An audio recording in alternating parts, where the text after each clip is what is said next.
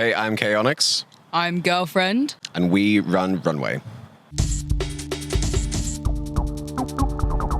Runway is a queer rave that we both run together, and it's meant to be an inclusive, bombastic space with a big emphasis put on dancers and just having a great old fun time. Runway started out of a desire for Curtis and I to just start playing more nights out and about. Curtis asked me if I would be interested in running a night on this very balcony at a party quite a while ago. But then it became apparent to me after the first event that it wasn't just our little night, that it was more so that we were building a little bit of a community, and it was really sweet. It was just a really lovely vibe, and I'm looking forward to running more and creating almost like a group of sort of regulars who come along, and it always being our space or just with our mates and our bit of fun. Who knows where it'll go? Who knows? We have big plans.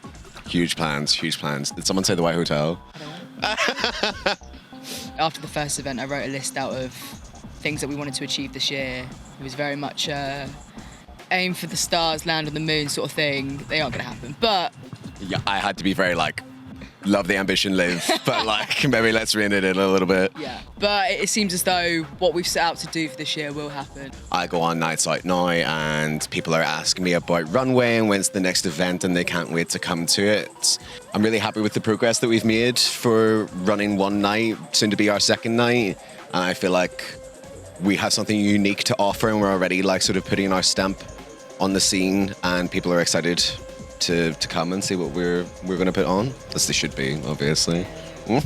My ideal night out in Manchester would be a night where you go to multiple different events and venues, because there's always lots going on. Those are my favourite sorts of nights, where you just go out and then you're just going from place to place to place, to be honest with you. But my favourite venues, I love DBA. I've never had a bad time at DBA. I do really like stage and radio. I'm biased because I used to work there. So I would probably start somewhere like Northern Quarter and go to some bars there, somewhere a bit more low-key, maybe like Stevenson Square. I love Soup. I ride or die by Soup. I love Soup. But yeah, after that, I think I would want to go to one of the iconic queer raves in Manchester. Maybe Freak Queer Rave or Bent or High Hoops. And then if people are still going, definitely the White Hotel afterwards until people drop, obviously. And then after's at mine. Yeah.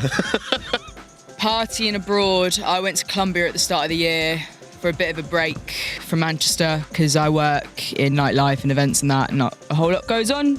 January, February, the weather's also really, really shit. So I went there. It's their summer and their party season around January, February. The nights out there were so good. Colombians are great crack, and I was surprised at how much was going on. I didn't know it was their summer. I probably should have known before I went. You did not know before you went? No, I thought it was going to be quiet. I thought I was going to have a little quiet getaway. It was not. It's not the case at all. It was their summer holidays. It was kids everywhere. Just all the nights out were just so good, and it was a lot of techno. It's obviously a lot of reggaeton, which is fucking everywhere. Love a bit of reggaeton. Do you? Yeah. Oh, you'd love it. Yeah, no, I know. Oh, I couldn't stand it. Oh. I thought it was awful, all of it. But when you do go to somewhere and there's proper techno and that, in Medellin, which is one of the big cities, that's where all the parties are, you do get quite a bit of techno and all different genres and that. Everywhere else it is just all reggaeton, but it's still a laugh. It's all still good. Starting our own night and starting Runway and trying to get your foot in the door and talking to these venues, and it's really, really difficult to get the ball rolling sometimes. And I have spoken to people who have been DJs in the scene in Manchester, and they're like, I'm not getting any bookings. I'm going to Europe and I'm playing, but no one here is booking me anymore. I have so much time and so much love and so much extra appreciation for smaller venues now, like the Eagle Inn, where we're running Runway, because they really want to keep the grassroots event going and give back to that and make sure that there's still a space for that, and people with new and upcoming ideas aren't pushed out by the giants that are already in the scene, and the scene's allowed to evolve and to change and to grow, which I think can only be a good thing. I would say my bone to pick would be lots of the clubs are shutting, but the rise in electronic music is only getting bigger, which is a good thing because it just means that there's more of a demand for it. Like tap house, like what the hell? Yeah, like what the fuck? Yeah. But apparently someone else is going to buy that and start it up again. That's what I've heard through the grapevine.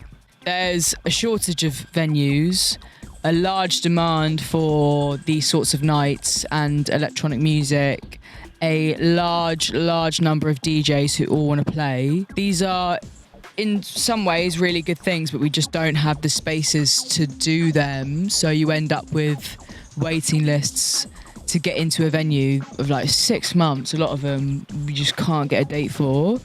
Doing Runway and, you know, starting your own event, and it's a real passion project for us. And we've been really lucky that the first one did really well and we were able to like break even on our expenses, but like it's expensive and it's hard to run, and like you can't really expect that this is going to be a career for you until you're like massive. Like I know people in the scene who are playing some of the biggest events in Manchester and they've still got a day job. Like it's not something that's very viable for that, and especially running the grassroots events, like your hope and your goal is that everyone has a good time, everyone gets paid, and as the organizers you don't lose any money. Like that's what you ask for. And even like what you said, you know, there's so many DJs, especially in Manchester. I find it so funny whenever I go somewhere else now and I'm like, oh, I'm a DJ. And people are like, oh my God, that's so cool, blah, blah, blah. In Manchester, it's like, yes, who's my nan? Like, what are you talking about? Like, it would be different if these people that we're trying to play are bad, but they're not. I go to these smaller events and everyone is sick. Everyone's so good. And everyone's got so much enthusiasm, and I think it's fantastic that like so many people are DJing just as a hobby, and like everyone can have a mix. I think everyone should have the ability to have a little mix and should have a USB, because it means that if you are a bit of a DJ, you sort of, I don't know, you're a bit closer to it all, and you might, you know, have a bit more of a vibe with it all. There's this Instagram DJ who blew up pretty quickly, who was headlining this event. My mate was the support act, and I come along to see her. Then when the main headline DJ came out, I'd seen her on social media as well.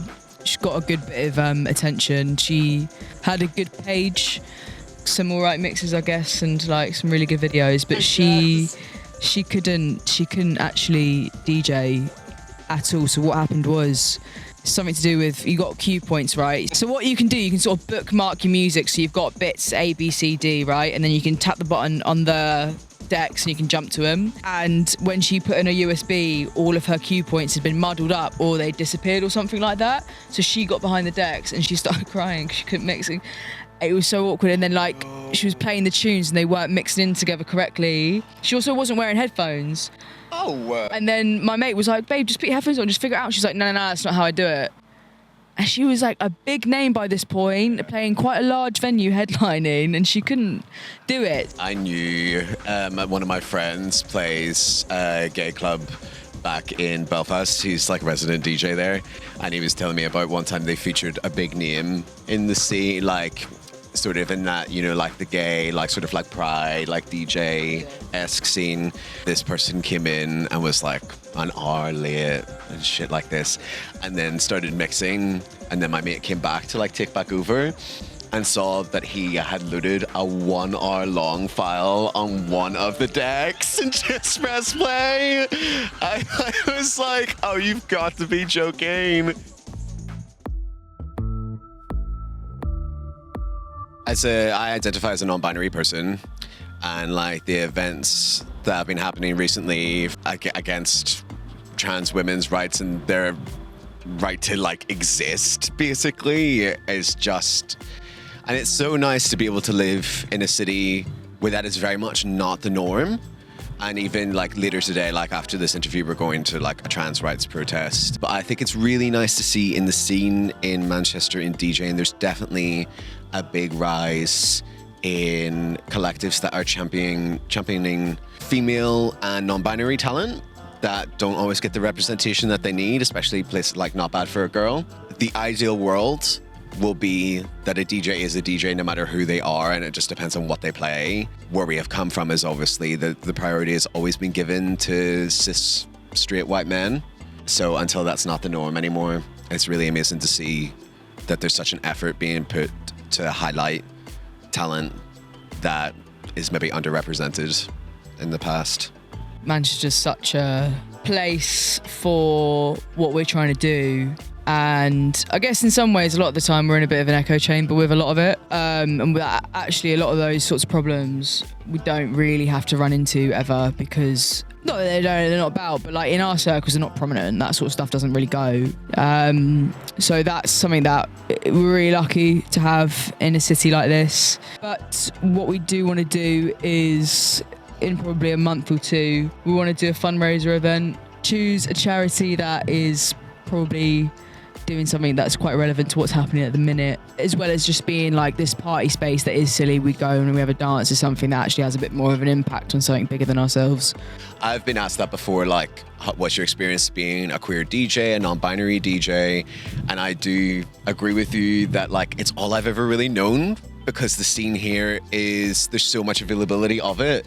And I prominently do go to queer raves, and then, yeah, if you go to, you know, if there's a DJ that I really like or a producer that I really like that's not necessarily queer and they're playing somewhere where there would be a more mainstream crowd that would go, suddenly I'm a bit like, oh, I don't feel as safe in my skirt and my thigh-high boots as I used to. But yeah, it is really nice that that space and that safety does exist in this city of Manchester.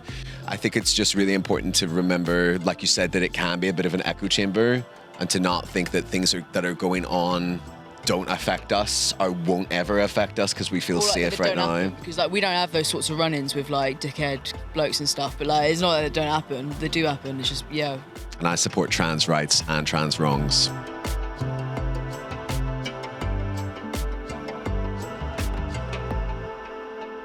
First Runway event was absolutely fantastic.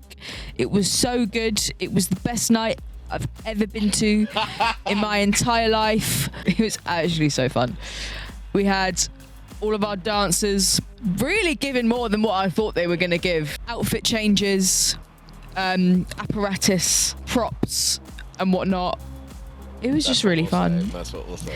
It was so good, and every single one will be exponentially better than the last for the price of £7.50 or £10 on the door on Resident Advisor. I think Liv and I work really well together as a duo. Like, I'm really happy to say, like, we're both very driven. We both have a vision that really synergizes well, and we bounce off each other well, and we both really care about it. It wasn't just something they were like, oh, we'll run an event. No, like, this was going to be good. This was our thing. Yeah, and it was. Like, I'm so proud of it. I didn't feel like I was, like, begging my friends to come to, like, fill out numbers. Everyone that was there was having a blast. And, yeah, like, I expected the dancers to get up and down a little bit. They didn't. They didn't want to get off. They didn't. No, Emily was like to me, oh my God, like, when are you going to drop Charlie XCX? Because I need to go to the toilet and I don't want to miss it. Like, the biggest hitch on the night was we got there and we were like, oh, right, like, where's your decks? And they were like, we don't have decks. It says in the tech spec. And we were like, oh. And you, like, bolted in your car to go and get your decks to set up. I was running around. I was having a bit of a day. I'd come from work. My USB. Oh, I'd also lost my entire sound library that week and had to restore it all one by one. So I was still doing that up until the night. Didn't pay attention clearly to the tech spec, and then we were still like running around like getting shit ready. And then when actually it was done, then we had a good time. But I was like, fuck. Mm-hmm. We bought the dancers lots of crisps and sweets and drinks. So we kept them going all night. Just that. It starts as such a passion project, and then all of a sudden I was like, I run a business, and like we have like a Runway bank account now, which is so funny. I have a card that says Runway on it, which I'm I'm obsessed with it. It's so good. Suddenly you're talking to these venues and you're like booking them, and you're talking about hire fees, and you're managing expenses, and you have your own email account for the event, and you're planning like multiple events down the line, and like it really is, you know, my 5 to 9 after my 9 to 5. My God, guys, welcome to my channel. The whole admin side of it and the business side of it is, I think we've got locked down, and getting to meet loads of different creatives that aren't just musicians, but meeting so many musicians is amazing. But like dancers and artists and the people that run these venues as well, and they're so excited to have new, fresh ideas coming in, and they really want to work with us. It's just very inspiring and very exciting. I can't wait to see where we go. I think like we're like 6 months in, and when we came up with this idea, if I had have thought that this is where we would be then, I would have been really, really pleased. And I can't wait to see like our 1 year anniversary of starting Runway is on the 6th of December. I can't wait to see where we're at by then, the 6th of December 2025.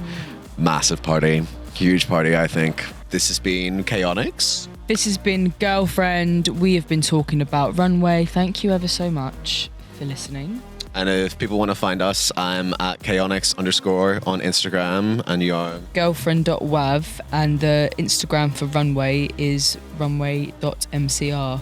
And we'll be running our next event on the 26th of April, Saturday, 11 to 4 at the Eagle Inn in Salford. Tickets are £7.50 on RA, £10 on the door. And come down, have a blast. We promise you'll have the best time. It'll be like nothing they've ever experienced, obviously. Like nothing you've ever seen. You ain't seen anything like it. Bring your best mankini and shit. Mm-hmm. Well, your description to our dancers last time was dress as if you're gonna burst into flames if you walk into a church. Like So yeah. As if you walked into a church, you would burst into a ball of flames. Just come, have a good time, let your head down. And scare some old men that are sitting in the Eagle Inn, yeah. Poor, innocent old people who are just trying to have a pint in the Eagle Inn. Fantastic.